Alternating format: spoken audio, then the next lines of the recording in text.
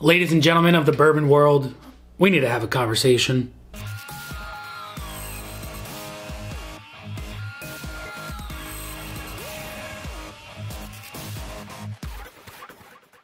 What is going on, everybody? Nathan here with the Everyday Drinker, bringing you guys a brand new video. Today we are going to have a conversation along the lines of bourbon and where we are standing at in this world, this community, this organization in the year 2024. I personally have been doing this for just about 2 years now with the bourbon hunting, the reviews, the enjoyment factor of bourbon, and in the year 2024, I think that we are in a position now where this is going to be either a make or break year for the bourbon world. We might push that into 2025 and see where these companies and distilleries take us, but I think that this is going to be a very, very important year for our enjoyment and our favorite spirit in what we drink. And I'm going to explain to you why I believe that. But before we get into my gripes about the bourbon world, I want to hear your gripes about the bourbon world in the comments below. Let me know whatever gripe you have about our favorite spirit in the comment section down below. Leave a like on the video, and if you're brand new, subscribe to never miss any of my content. Check out the Patreon and the store as well down below. But let's get into the nitty-gritty of this video. So I'm going to start from the biggest gripe to my smallest gripe, and my biggest gripe in the bourbon world that we know as of today is transparency. And I could go on and on and on and on about transparency, and I know a lot of you can too, but I'm going to give you my biggest factors in transparency. On the right hand side here of the bar top, we've got bottles of bourbons that are not transparent. And on the left, we've got bottles of bourbons and distilleries and blenders that are very, very transparent along the lines of what is in their bottles. On the right here, starting off here on the front, we've got the Gem of Kentucky 2XO. This is a $200 bottle, and we have absolutely no idea what is inside this bottle. All we know is that it's high rye bourbon. That is absolutely it. We have no idea if this is 2, 3, 4, 5, 6, 7, 20, 30, 40-year-old bourbon inside this bottle. We do know that it's 108 proof because that has to be labeled on the bottle, but for some reason, we don't have to know anything else that goes into this bottle. I personally think that that's mind-blowing. I know I said in the beginning when I did a review of this bottle that I like the wonder and the what if, but I'm starting to get to the point where I feel like we need to know more about what we are consuming, what we are purchasing, and I feel like that is something that needs to be transparent on the bottle, right? Going along the lines of Buffalo Trace, right? We know that they have two main mash bills for their bourbon. They have a high rye, they have a low rye. We know that they have to put the proof on the bottle, but why can't we know what the mash bill is? What is that going to kill? Why can't we know how old the bourbon is? I feel like that is a given.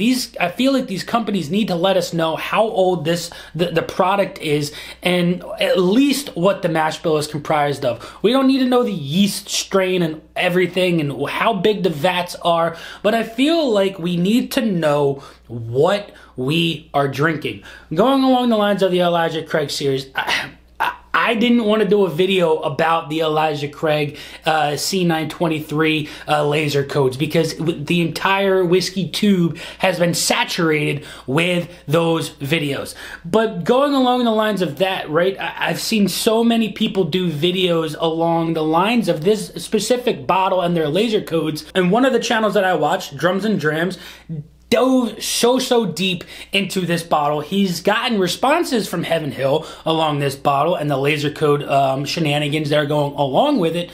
But in my opinion about this bottle specifically, it's a little bit different, containing that, you know, so many things go into a factor when you have such a large vat with the bottling process that Heaven Hill had to do for these Elijah Craig bottles, right? You can go as far far as to do blinds from the A batch, and I bet you the early released bottles of A batch are completely different than the later releases of the A batch and B batch and so on and so forth, because air quality inside of those vats is completely different. So many things go into a factor about this bottle, and I don't think that that's the biggest thing that for transparent reasons, but nonetheless, for Heaven Hill to just throw nonchalant answers to the bourbon community when we're asking these legitimate questions, I feel like it's a slap in the face. I feel like with such a large consumer base,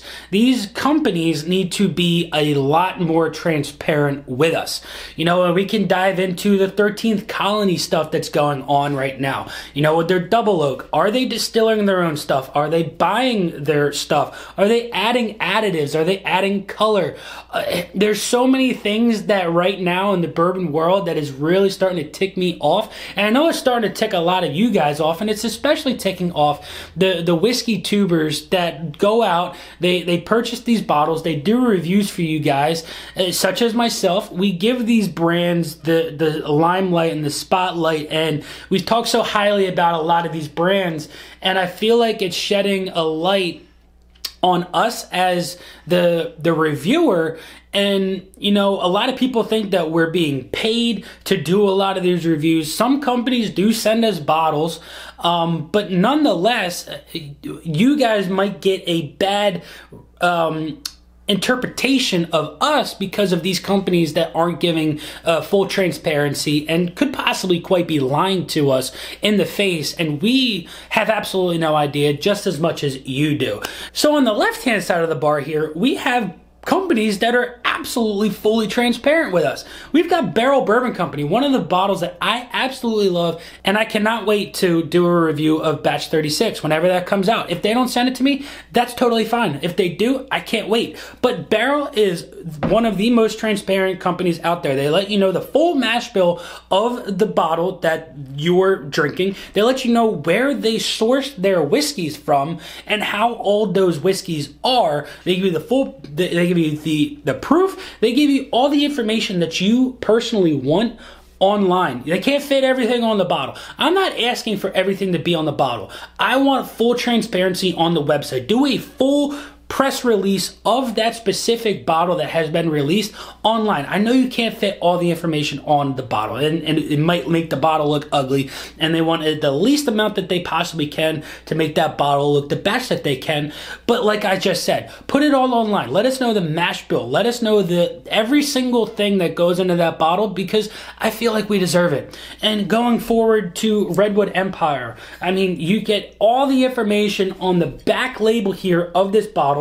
You get the mash bill, the proof, even just the master distiller, and you get to know that it's aged for at least 4 years. I would like to know maybe if it's a little bit older than 4 years, like give us like if it's a five year, you know, things like that, just little things, but they're on the right track. And then going forward to Bardstown, one of my absolute favorite companies, how transparent they are with all of us.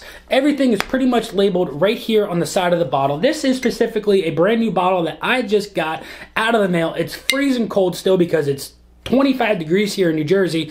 Thank you, Salty Lettuce, for allowing me to get this bottle off of your hands. But Bardstown, since day one, they have labeled everything on the side of their bottle with their Discovery and their Fusion series. They let you know where it's sourced from, what state, what the age year is, what the mash bill of that specific bottle is, and so on and so forth. To me, it is so important to be transparent with all of us.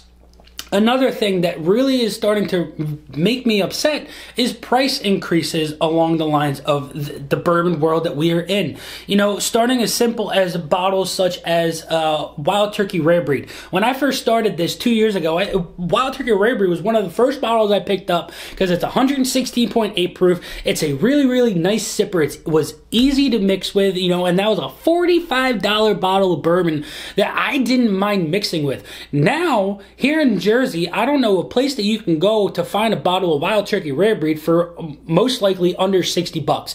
And I don't find myself wanting to buy that because there's so many other bottles out there that are well worth that price point that for me, I don't think Wild Turkey Rare Breed is worth that price point anymore. The price increases are absolutely astronomical, and you know, you could put that into the secondary market, but that's a completely different beast in its own. I myself sitting here could go as far and just talk about the secondary market, how it has completely killed anything and everything that we have as the bourbon world, right? There are so many people out there that make a huge profit off of just going to a store, buying a case because they have the ins with the store manager, and then immediately selling those bottles with crotch shots and tailgate shots and just backseat shots. Before they even get home, they're selling these bottles for 3 times what they just bought it for, and they're making their revenue that way. I personally don't think that that is the right way to do this. I mean, these people are buying these bottles without the intention of ever drinking them, and getting those bottles out of your hands, our hands, the whiskey world that really wants to enjoy these bottles. We can't because the prices are going so high. This is a rant video, and it's just like stuff that I wanted to get off of my chest to you guys, because I feel like you all have the same interpretation of this entire ordeal that I have. It's just mind-blowing to me, the things that are going on right now that we don't have answers for, and I wish we did have answers for it. But like I said, the biggest thing that is really ticking me off about the bourbon world is transparency. And I feel like, I don't know if it needs to be another federal act that has to come into account for these distillers to have the transparency for us, or if it's just us as a whole, you know, just coming together and asking for transparency. I don't know if that's going to be enough. I feel like it might need to be a federal style act that has to come forth for us, you know, to let us know, to make these distillers give us all this information. Like I said, it doesn't need to be on the bottle. You know, an online press release on their website letting us know what is comprised of that specific bottle. You know, I feel like that is the least that we deserve as the consumer, the person that is keeping these businesses in business, you know, giving them our hard-earned money to enjoy their product. You know, I feel like that's, you know, the least that they can do. Like I said, I want to know your thoughts down in the comments below about transparency and your biggest gripes along the lines of our bourbon world here in 2024 and going forward, right? I don't know how much longer the bourbon boom is going to last. You know, I started this, like I said, in 2021. So the bourbon boom had already started. These companies had realized that the bourbon boom was occurring, and, you know, we're going forward with hopefully more bourbon that has been aged for a little bit longer for us to enjoy going forward. You know, and the other thing that really is starting to tick me off is the limited time release, annual release crap from Old Forester. Old Forester 1924, this new 10-year bourbon that's bottled at 100 proof, that's $115, is just mind-blowing to me. That right there is just another thing that is absolutely mind-blowing to me. I don't know if it's worth our time and money to get. Yeah, me as a reviewer, if I can get my hands on it, I will get my hands on it and do a review for you. No, a lot of other guys that have done reviews of it say it's not worth it, and to me it probably isn't worth it. But I gotta stop this. I gotta stop the mayhem. I'm gonna keep going and going and going and going and going. But like I said, let me know down in the comments your specific gripes on the bourbon world. If you liked it, leave a like. If you're brand new, drop that subscribe. But until next time, this has been Nathan with The Everyday Drinker. Cheers.